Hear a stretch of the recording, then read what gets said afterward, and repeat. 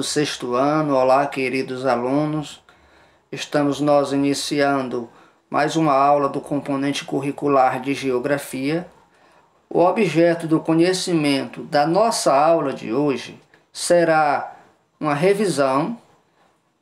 Vamos fazer uma revisão a partir do capítulo 4, o relevo, as águas e as paisagens. O relevo terrestre, você pode acompanhar no livro didático na página 96. Vulcões e terremotos transformam o relevo terrestre a partir da página 97 a 101.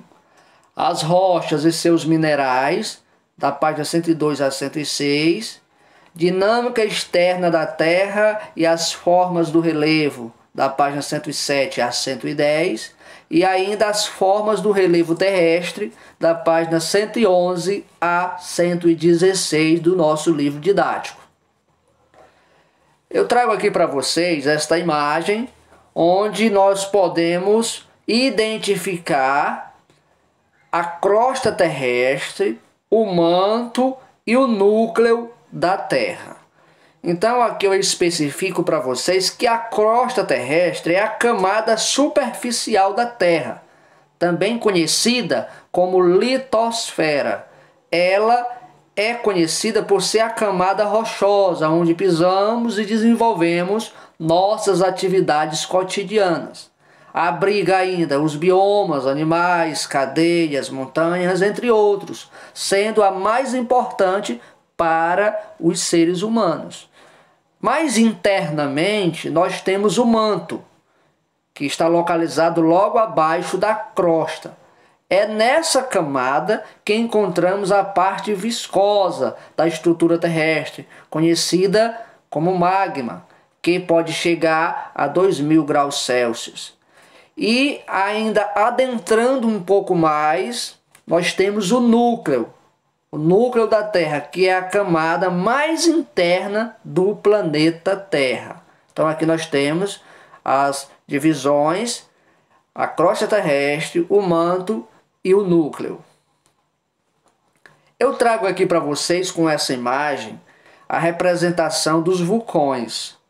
Observemos que tem a câmara magmática, existe a chaminé, existe a cratera e a nuvem de cinzas e gases que é expelido. Pois bem, através da cratera do vulcão, a lava, que é uma mistura de rochas fundidas, é expelida para fora. O canal onde o magma sai é chamado de chaminé.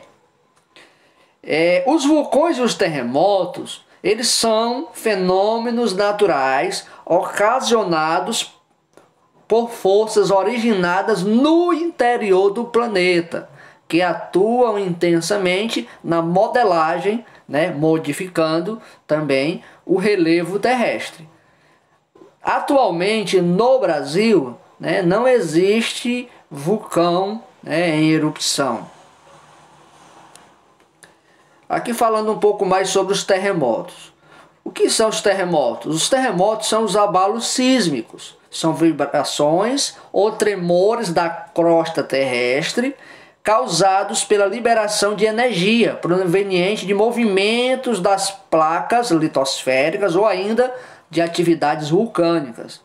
Todos os anos ocorre cerca de 1 milhão de terremotos em nosso planeta. Porém, apenas uma pequena quantidade deles pode ser sentida pelas pessoas.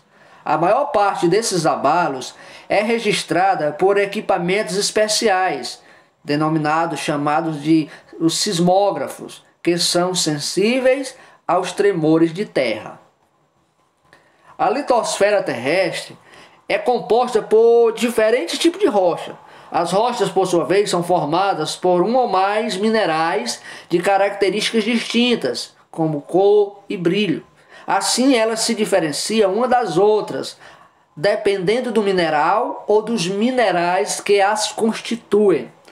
Então, as rochas, nós podemos classificá-las como ígneas ou magmáticas. São as rochas formadas pelo esfriamento e solidificação de elementos endógenos, no caso o magma, né, pastoso, como eu mostrei aqui na imagem anterior, que é expelido através dos vulcões.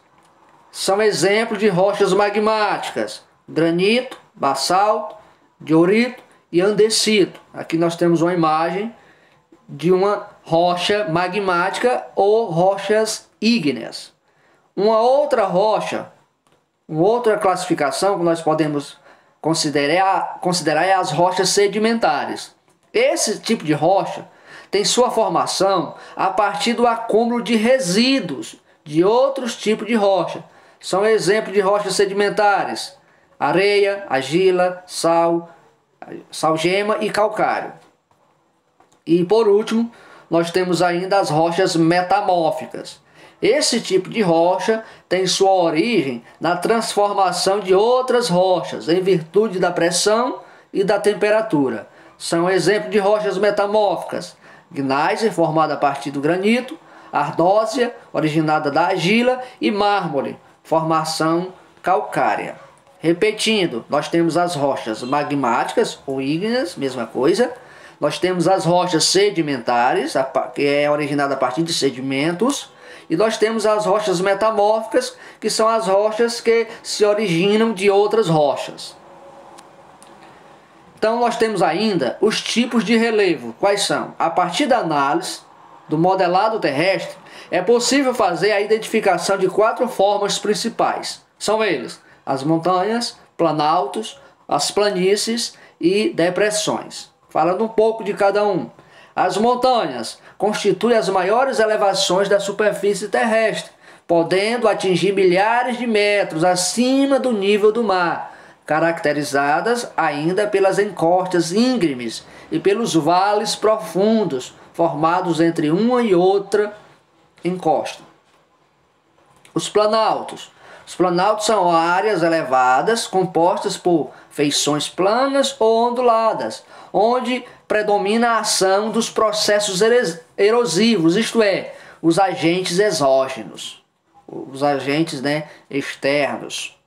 Nós temos ainda as planícies, correspondem às áreas rebaixadas ou de feições planas, formadas a partir de processo de deposição de sedimentos, pela ação de águas, de rios, lagos, mares e também de geleiras. E por último nós temos as depressões. As depressões são unidades de relevo caracterizada por serem mais rebaixadas do que as áreas que as circundam, com terrenos planos ou levemente inclinados, formados a partir de longos e intensos processos erosivos. São, portanto, superfícies bastante acidentadas. Então, turma, aqui nós encerramos a nossa aula de hoje. Até a próxima aula e que Deus nos dê uma semana abençoada.